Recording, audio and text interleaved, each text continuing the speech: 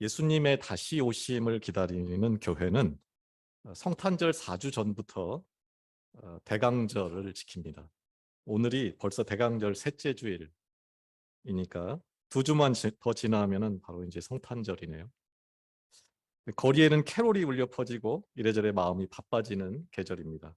하지만 오늘 우리는 말씀을 통해서 이 대강절에 캐롤 속의 예수 혹은 다른 누군가의 예수가 아니라 바로 나를 부르시고 찾으시는 예수 그리스도를 만날 수 있기를 원합니다. 오늘 말씀은 메시아가 오기를 그토록 갈망하다가 마침내 아기 예수를 만났던 사람들, 그래서 우리가 이 대강절에 꼭 기억할 만한 사람들 이야기입니다. 성경은 전체 내용을 전기하기에 앞서 대부분 모범 답안을 제시하는 경우가 많아요. 그런 면에서 누가복음이 자신 있게 제시하는 믿는 자의 정답이 바로 오늘 본문에 나타난 시므온과 안나라는 사람입니다. 성경은 이들을 가장 이상적인 그리스도인의 남자 대표와 여자 대표로 소개합니다. 이들은 정말 서로 닮은 꼴입니다. 시므온과 안나 이야기는 복음서 전체가 말하고자 하는 내용을 압축해서 미리 보여주고 있다는 면에서 한번 깊이 음미해 볼 가치가 있습니다. 먼저 오늘 사건이 어디서 언제 일어났는가를 한번 알아볼까요? 율법에 따르면 남자는 태어난 지 8일이 되면은 할례를 받고, 그리고 이제 40일이 지나면은 엄마는 피를 흘렸기 때문에 그 엄마는 40일이 지나면은 예루살렘에 있는 성전에 가서 정결 예식이라는 것을 합니다. 보통 어린 양 한 마리하고 그 다음에 새 한 마리, 비둘기 한 마리를 예물로 드렸는데, 가난한 사람들은 그게 부담이 가니까 비둘기 2마리로도 가능하게 했습니다. 오늘 이 사건은 예수께서 베들레헴에서 태어나시고 40일이 지난 후 예수의 부모인 마리아와 요셉이 정결 예식을 수행하고 예수를 하나님께 드리고자 하는 목적으로 성전을 방문한 때에 일어난 일입니다. 하나님의 아들, 세상의 구원자로 오신 예수께서 자기 집이라고 할 수 있는 예루살렘 성전을 방문한 그날 무슨 일이 일어났을까요? 요한복음 1장 11절에서 12절입니다. 자기 땅에 오매 자기 백성이 영접하지 아니하였으나 영접하는 자 곧 그 이름을 믿는 자들에게는 하나님의 자녀가 되는 권세를 주셨으니. 오늘 본문은 달랑 비둘기 2마리를 가져온 가난뱅이 젊은 부부, 거들떠 볼 만한 요소라고는 단 하나도 없는 부부의 아기가 실제로는 그들이 그토록 기다렸던 메시아였다는 것을 아무도 알아보지 못하는 상황에서 놀랍게도 죽음을 눈앞에 두었던 두 노인네가 그를 알아보고 영접했다라고 하는 것입니다. 조금 과장하면 진짜 믿음을 가진 사람이, 또 새로운 시대가 왔다는 것을 볼 눈을 가진 사람이 예루살렘에서는 그 노인 둘밖에 없었다라는 것입니다. 나라는 로마의 짓발을 피고 또 예루살렘 성전은 썩을 대로 썩어 있는데도 불구하고 이 일에 분노하고 어떻게든 해보려고 하는 사람이 없었습니다. 그런데 가장 어둠이 깊다고 할 수 있는 그때 시므온과 안나는 메시아가 왔다는 정말 기절초풍할 일을 볼 눈과 믿음을 가지고 있는 노인들이었습니다. 먼저 시므온부터 한번 살펴보겠습니다. 25절에 보면 시므온은 의롭고 경건하고 이스라엘의 위로를 기다리는 자다라고 말합니다. 그는 삶이 반듯했습니다. 믿는 자는 저래야 돼 하는 평가를 받았습니다. 죽음을 눈앞에 둔 나이가 되도록 그는 하나님과 사람 앞에 한결같은 사람이었습니다. 여러분은 어떻습니까? 가정과 직장과 주위 사람들로부터 어떤 평가를 받고 있고 또 어떤 평가를 받기 원하십니까? 특별히 하나님께 여러분은 어떤 평가를 받기 원하십니까? 세월이 더 가기 전에 꼭 한번 생각해 볼 시간을 가져보시기 원합니다. 아무튼지 인간적인 눈으로 보면 인생이 끝나가는 노인, 예루살렘 성전을 장악하고 있던 대제사장들과 사내들인 공회 의원들의 눈에는 정말 하잘것없는 인생을 하나님은 주목하고 그의 이름을 기억하고 성경에 새겨넣습니다. 그 이유가 무엇일까요? 죽음을 앞둔 그에게는 쉽게 눈을 감을 수 없는 이유가 있었습니다. 너무나 그 소원이 간절해가지고 하나님이 약속하셨습니다. 그 약속인즉 주의 그리스도 메시아를 보기 전에는 네가 죽지 않으리라 한 것입니다. 이 말을 뒤집어 보면은 그는 로마의 압제하에 있는 나라의 상태, 또 제대로 예배가 이루어지지 못하고 있는 상태, 하나님이 성전을 떠난 상태, 곧 하나님 없는 나라, 하나님 없는 교회를 안고 목숨 걸고 기도하며 살아가는 자였다는 거예요. 예루살렘 성전의 그 많은 제사장, 그 많은 서기관, 오늘날로 치면은 그 많은 목사, 그 많은 신학자가 아니라 이름도 없고 빛도 없이 조용히 하나님 앞에 무릎 꿇고 나만 아니라 이 땅 모든 사람을 살려달라고 목숨 걸고 기도하는 평신도 시므온을 통해서 하나님의 나라가 이 땅에 올 수 있었다는 겁니다. 그는 나, 내 가족, 내 교회 수준에 머무는 기도를 한 것이 아닙니다. 그는 나라 전체에 나아가서는 온 세상을 품고 기도합니다. 그가 그랬다는 것을 어떻게 알 수 있나요? 아기 예수를 만난 후에 그가 부르는 노래, 노인이 춤을 추며 노래하는 그 노래 속에 나타납니다. 2장 30절에서 32절입니다. 내 눈이 주의 구원을 보았사오니 이는 만민 앞에 예비하신 것이요 만민 앞에 예비하신 것이요 이방을 비추는 빛이요 주의 백성 이스라엘의 영광이니이다. 겉보기에는 아무 권세도 없고 아무 힘도 없는 시므온이라는 노인 안에는 주름이 늘고 또 다 근육이 소실돼도 결코 포기할 수 없는 원대한 꿈이 줄어들 줄을 몰랐습니다.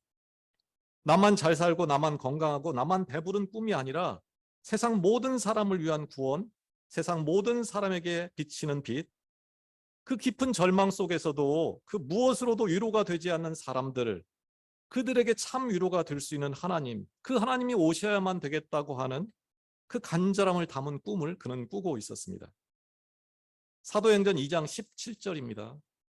하나님이 말씀하시기를 말세에 내가 내 영을 모든 육체에게 부어주리니 너희의 자녀들은 예언할 것이요 너희의 젊은이들은 환상을 보고 너희의 늙은이들은 꿈을 꾸리라.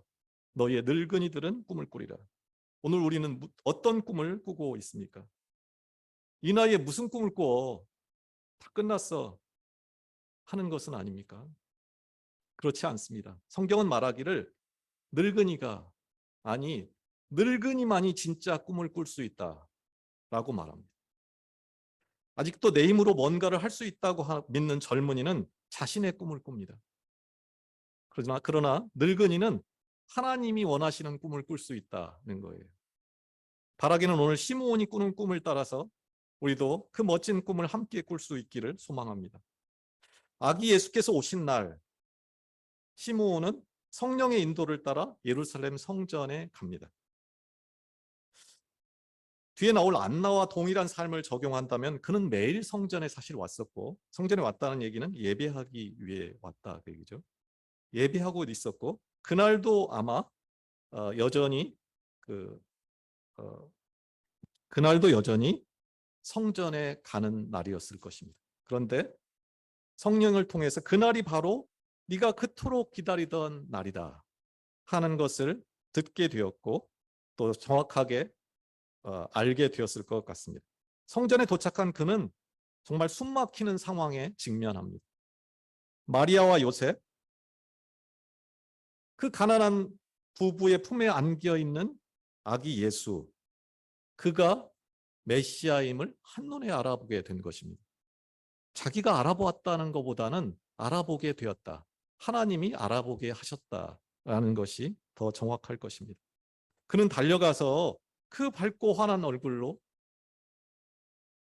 마리아에게 물었을 것입니다. 아이 한번 안아봐도 돼요?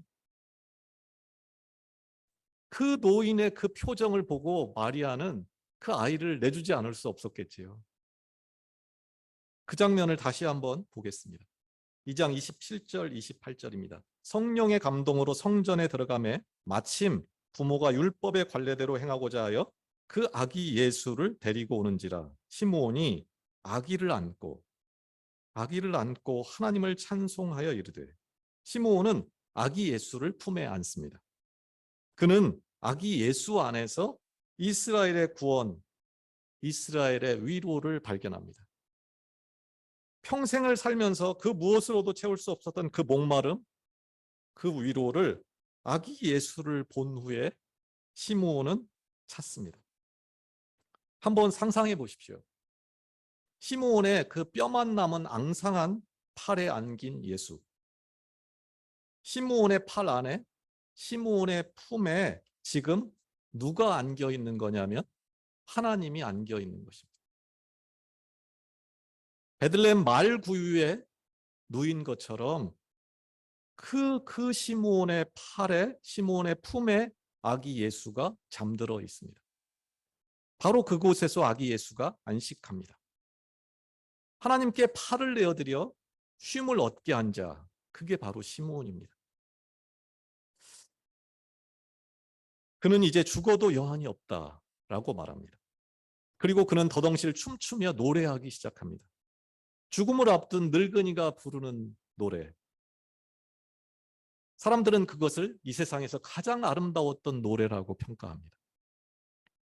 시므온은 행복합니다. 우주보다 더 큰 이가 자신의 품에 있기 때문입니다. 우주보다 더 큰 이가 시므온이 안을 수 있는 크기로 찾아온 거예요. 시므온이 어떻게 도저히 해볼 수 없는 그 모습으로 찾아온 게 아니고 누구라도 안을 수 있는 가장 작은 모습으로 시므온 곁에 다가온 것입니다. 시므온의 품에 이 아기 예수가 있다면 지금 우리의 품에 안겨 있는 것은 무엇일까요? 우리가 품에 안은 채 결코 포기할 수 없는 그 간절한 것은 무엇입니까? 그리고 그거 안고 있으면 내가 세상 모든 것 얻은 것 같은 그것이 우리 각자에게는 무엇입니까? 시므온에게는 그것이 바로 예수였습니다. 그는 어떻게 하나님을 품에 안은 자가 될 수 있었을까요? 그것은 그가 부르는 노래의 답이 있습니다. 그는 자기 자신의 꿈이 아닌 하나님의 꿈을 꾸는 자였기 때문입니다. 그는 자신을 위한 기도가 아니라 온 세상을 살리고 축복하기 위한 하나님의 마음을 품은 자였기 때문입니다. 그래서 그가 하나님께 속하고 하나님이 그에게 속한 자였기 때문입니다. 이제 시므온과 짝을 이루는 할머니 안나 이야기로 넘어가 보겠습니다. 그녀는 참 굴곡진 인생을 삽니다. 이스라엘은 보통 15살 이내, 보통 10서너 살에 결혼을 여자아이는 하는데 그녀는 결혼하고 7년 만에 남편이 죽습니다. 그리고 최소 60년 이상, 번역에 따라서는 무려 84년을 과부로 삽니다. 그녀는 아셀 지파 소속입니다. 그녀는 바누엘의 딸입니다. 그녀는 여선지자입니다. 시므온이 아무 설명이 없는 무명의 사람이라면 어쩌면 이 안나는 바누엘의 딸이다. 분이엘이라는 말인데 하나님의 얼굴이라는 말이죠. 좀 명망 있는 가문의 딸이었던 것 같습니다. 그런데 그녀는 모든 것을 잃은 여자가 됩니다. 여자요, 당시에는 사람 취급을 못 받던 거죠. 여자요. 이제는 흔적도 없이 사라진 지파 출신이요. 아셀 지파는 다 사라진 상태입니다. 거기다가 과부인 그녀가 하나님 보시기에 최고였다라는 것입니다. 그녀를 한마디로 요약하는 말을 한번 보죠. 2장 37절에서 38절입니다. 과부가 되고 84세가 되었더라. 이 사람이 성전을 떠나지 아니하고 주야로 금식하며 기도함으로 섬기더니 예배하더니 이런 말입니다. 마침 이때에 나와서 하나님께 감사하고 예루살렘의 속량을 바라는 모든 사람에게 그에 대하여 말하니라. 자기 몸 하나 건사하기도 힘든 과부의 삶을 무려 60년 이상 살았던 안나가 복음을 전하는 자가 되었다는 거예요. 본문에 나오는 매일 금식했다. 이 말은 당시에 그 과부의 신분을 고려하면은 의도적인 금식이 아니고 사실 금식에 가까운 금식이었다라는 말입니다. 그런데 이 할머니가 꾸는 꿈을 한번 보십시오. 그녀가 구한 것은 가난 탈피나 재혼이 아니었습니다. 그녀는 시므온이 이스라엘의 위로를 꿈꿨다면 이 안나는 동일하게 예루살렘의 속량, 똑같은 말입니다. 이스라엘의 위로, 예루살렘의 속량, 예루살렘의 속량을 꿈꾸며 살았습니다. 예루살렘, 평화의 도시라는 말이죠. 그런데 그 예루살렘에, 그 평화의 도시에 평화가 없고 하나님의 도성에 하나님이 없었습니다. 이 모두가 내 책임이요라고 말하는 목사 하나 없었습니다. 그래서 그녀는 날마다 울며 금식하며 기도할 수밖에 없는 사람이었다. 그게 내 책임이라고 말하는 사람이었다라는 것입니다. 그러던 어느 날에 시므온처럼 안나도 성령의 인도로 아기 예수를 만나고 아기를 품에 안게 됩니다. 그리고 그 아기 예수를 만난 그날부터 그녀는 죽는 날까지 감사했다. 그리고 사람들에게 그 예수를 전했다라고 성경은 말합니다. 그런데 오늘 말씀은 그들이 그 모든 위로와 평안을 얻었던 그 아기 예수, 그 아기 예수가 이스라엘에 가져온 것이 꼭 장밋빛 미래만은 아니었다 하는 게 중요합니다.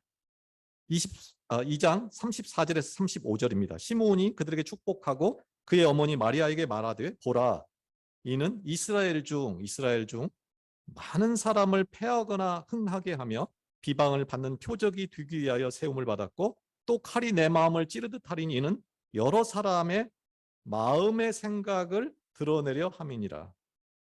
마음의 생각. 여기서 말하는 마음이 카르디아라는 말인데 그 사람의 가장 깊은 곳에 있는 생각을 말하는 단어입니다. 이 마음이.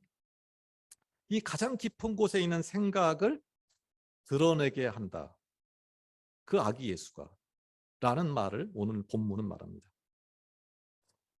이 말의 의미와 연결된 구절이 성경에는 곳곳에 있는데 한 개만 보겠습니다. 마태복음 13장 15절입니다. 이 백성들의 마음이 완악하여져서 그 귀는 듣기에 둔하고 눈은 감았으니 이는 눈으로 보고 귀로 듣고 마음으로 깨달아 돌이켜 내게 고침을 받을까 두려워함이라 하였느니라.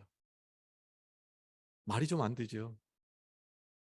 내가 혹시 고침 받을까 봐 안 듣는다는 거예요. 아기 예수를 안 본다는 거예요. 이게 도대체 무슨 말일까요? 다른 것은 다 참을 수도 있습니다. 그리고 참아줄 수도 있습니다. 그리고 못 본 채 할 수도 있습니다. 그런데 예수는 달라요. 한번 주변에 보십시오. 예수는 달라요. 예수는 피해갈 수 없는 선택을 요구합니다. 인간은 왜 예수에 대해 그렇게 적극적으로 귀를 막고 눈을 감을까요? 왜 그렇게도 악착같이 예수를 거부할까요? 그것은 영원히 내 삶을 바꿔 놓을 수 있다는 것을 영적으로 직감하기 때문입니다. 영원한 죽음에서 영원한 생명으로 사람의 운명을 바꾸어 버릴 게 바로 예수 안에 있다는 것을 믿지 않는 자도 알기 때문에 거부하는 거예요. 이전에 내가 가지고 있던 모든 가치 생각을 송두리째 바꿔버려야 될 것 같으니까 그게 두려워서 그거 고침받을까 봐 거부한다라고 성경은 말하는 거예요. 한번 생각해 보시죠. 어떻게든 살고 어떻게든 고침을 받아야지 되는데 어떻게든 달려가서라도 그걸 해야 되는데 어떻게 고침받을까 봐서 두려워할까요? 안 보려고 안 들으려고 할까요? 그게 대체 누구의 장난이고 누구의 속임수일까요? 사단의 속임수입니다. 한번 깊게 생각해 보시기를 바랍니다. 한편 오늘 말씀에서 예수는 어느 곳에 오나요? 성전으로 옵니다. 이미 다 알려진 성전이 뭐냐면 예배하는 곳이고 하나님의 집입니다. 하나님은 하나님의 집에 와요. 다 알려진 곳으로 옵니다. 비밀이 아니에요. 하나님은 내가 알지 못하는 이상하고 특별한 장소, 특별한 방식으로 오는 것이 아니라 이미 내게 주어진 시간, 환경, 인간관계를 통해서 온다는 거예요. 원하기는 오늘 우리의 가정과 직장, 일상 속에서 하나님이 나를 찾아오는 것을 볼 수 있기를 소원합니다. 여러분은 어떻습니까? 그분이 오늘 내 집에 찾아온다는 거에 대해서, 나를 찾아온다는 거에 대해서 어떻게 생각하십니까? 구원이 만민을 위한 것이다. 시므온의 기도처럼, 시므온의 노래처럼. 그때 그 만민 속에 나도 포함되어 있다. 라는 것에 대해서 어떻게 생각하시나요? 그날에 시므온과 안나가 성전에서 아기 예수를 만났다면 오늘 살아있는 성전이 되신 예수가 내 집, 내 방을 향해 걸어오시고 말을 거시고 다가오심을 볼 수 있기를 원합니다. 이런 이야기 들을 때마다 내 속에서 나랑 상관없어.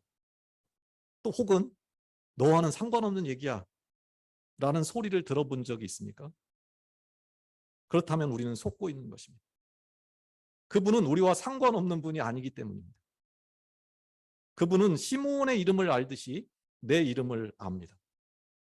그리고 나를 찾아옵니다. 그런데 그분은 문제는 뭐냐면 나를 점령군처럼 강압적으로 찾아오질 않아요. 항상 아기 예수로 찾아옵니다. 내가 내 품에 얼마든지 충분히 안을 수 있는 그 작은 모습으로 내 안에 자신을 가장 낮추고 가장 비워서 옵니다.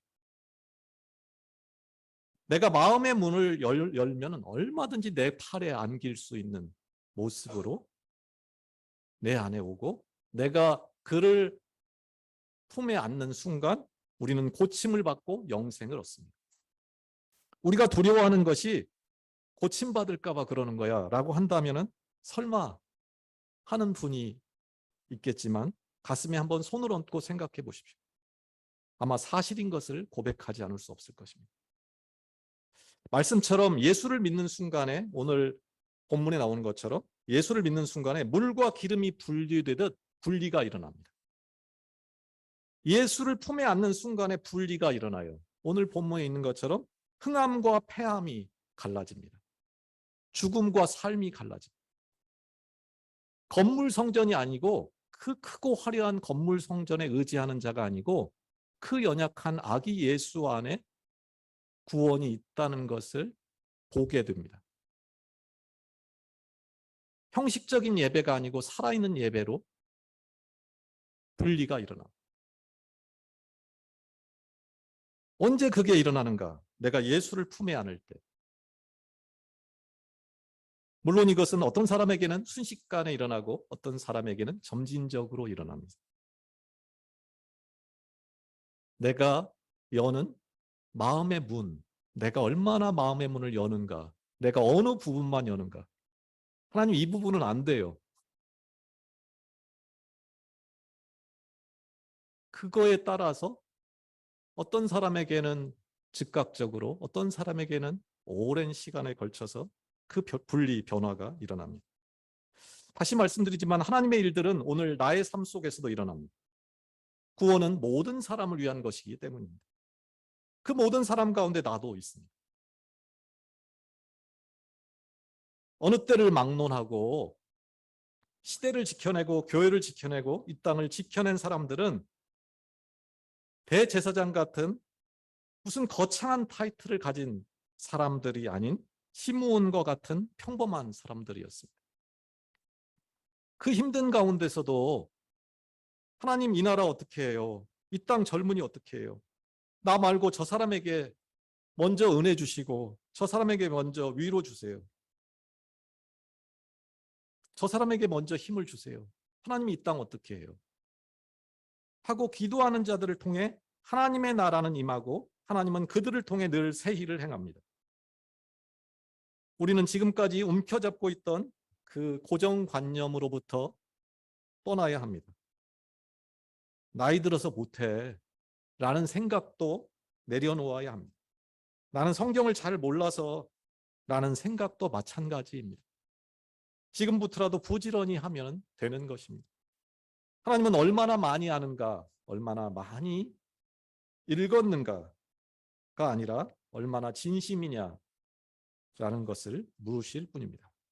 먼저 된 자 나중되고 나중된 자 먼저 되는 법입니다.